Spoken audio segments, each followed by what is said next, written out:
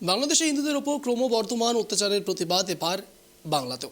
নদিয়ার কল্যাণী এইমস হাসপাতালের সামনে বিক্ষোভ গেরুয়া শিবিরের। এদিন বাংলাদেশে ভারতের জাতীয় পতাকার অবমাননা এবং চিন্ময় কৃষ্ণ প্রভুর মুক্তির দাবিতে হাতে প্ল্যাকার্ড ফেস্টুন নিয়ে কল্যাণীর সামনে আন্দোলন শুরু করেন বিজেপি বিধায়ক অম্বিকা রায়। কল্যাণী এইমসে বাংলাদেশ থেকে কোনো রোগী চিকিৎসা করাতে এলে তাদের চিকিৎসা করাতে দেব না, হুঁশিয়ারি বিধায়কের।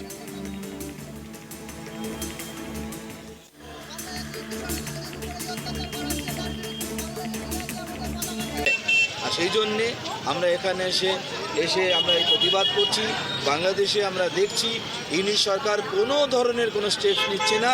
আমাদের জাতীয় পতাকাকে এইভাবে তারা অবমাননা করছে এবং সনাতনী হিন্দুদের উপরে যে অত্যাচার করছে, নির্বিচারে অত্যাচার করছে এবং আমাদের চিন্ময় প্রভুকে একেবারে বিনা দোষে তাকে একটা ফলস কেসে তাকে জেলে রেখেছে এবং সেটা অত্যন্ত ন্যক্কারজনক।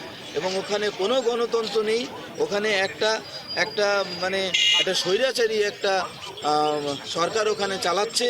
যাদের কোনো ভোটার, যারা কোনো ভোটে নিযুক্ত হয়নি তাদের বিরুদ্ধে আমরা লড়াই করছি এবং এইখান থেকে এই এইমসের থেকে ওই দেশে যারা নাকি ভারত বিদ্বেষী, যারা নাকি জিহাদি রয়েছে তাদেরকে আমরা এখানে চিকিৎসা হতে দেব না।